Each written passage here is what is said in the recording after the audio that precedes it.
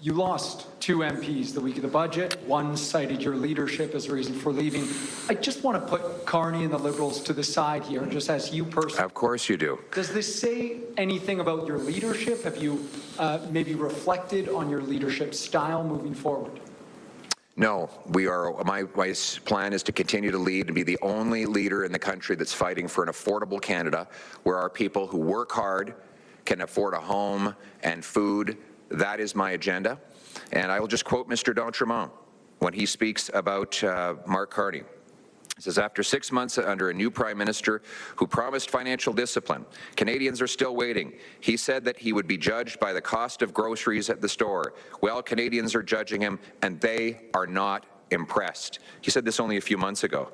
Since the Liberals came to power, food prices are up 40%.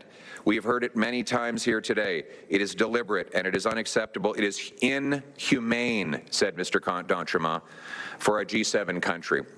So he said that Liberal food price inflation under Mark Carney was inhumane, and I couldn't agree more. And I feel badly for the inhumane conditions, to use his own words, that he is now supporting for his own constituents.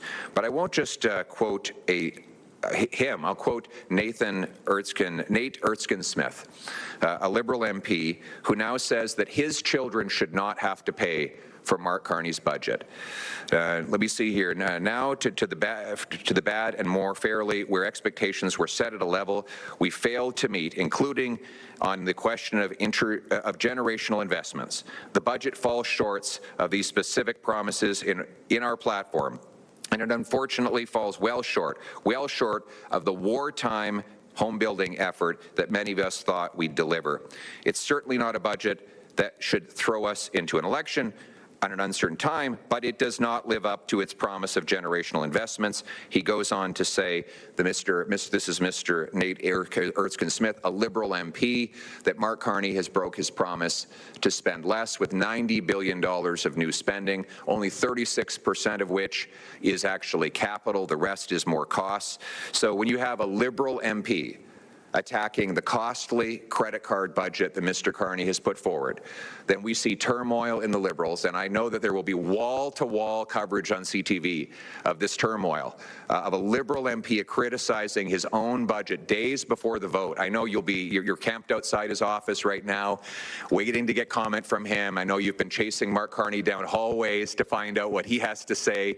I mean, it's just been the relentless coverage that you will have of this dissent within the Liberal Party.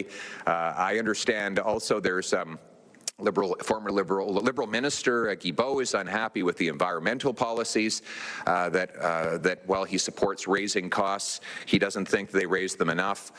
We've got Wilkinson is unhappy. So I know that I'm looking forward to seeing the wall-to-wall coverage on CTV of all of the costly turmoil in the Liberal budget. So I will be tuning in tonight to watch your newscast. Thank you.